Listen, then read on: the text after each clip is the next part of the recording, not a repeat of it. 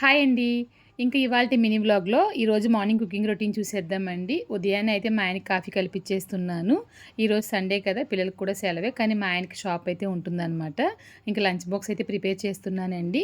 ముందుగా అయితే ఎప్పుడు బియ్యం అయితే కడిగి పెట్టేస్తాననమాట. బియ్యం కడిగి పెట్టేసిన తర్వాత రసం తయారు చేయడం కోసం అని చెప్పేసి రసానికి పౌడర్ అయితే దంచుతున్నానండి. ఇంట్లో పాపకి, బాబుకి ఇద్దరికి బాగా జలుబు పట్టేసింది. అందుకని చెప్పేసి రసం అయితే చేస్తున్నాను. ఒక పక్కన నాకు పాపకి ఆకలేస్తుందని చెప్పేసి రొట్టె అయితే వేసేసాను. తను ఇంక జలుబు ఎక్కువగా ఉందని డాన్స్ క్లాస్‌కి రోజు వెళ్ళలేదనమాట. ఇంకొక పక్కన రసము, ఒక పక్కన రొట్టె అయితే అయిపోయిందండి. కొంచెం లావుగా రొట్టె వేసాను కాబట్టి లేట్ అయితే అయ్యింది. ముందు రోజు నైటు నేను కొంచెంగా అల్లం పచ్చడి చేశాననమాట.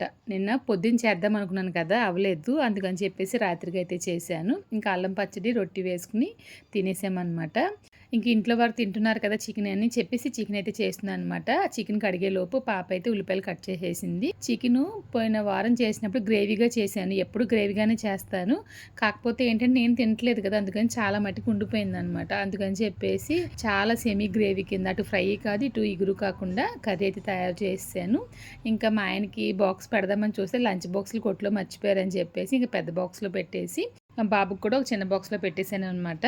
షాప్ దగ్గర వాళ్ళ అత్తాలిల్లు, ఫ్రెండ్ ఇల్లు ఉంది. అలా తిరుగుతూ ఉంటాడు. ఈరోజు సండే కాబట్టి. ఇంక ఈరోజు సండే రొటీన్ అయితే ఈ విధంగా జరిగిందండి. మీకెలా జరిగిందని మర్చిపోకుండా కామెంట్ చేసేయండి.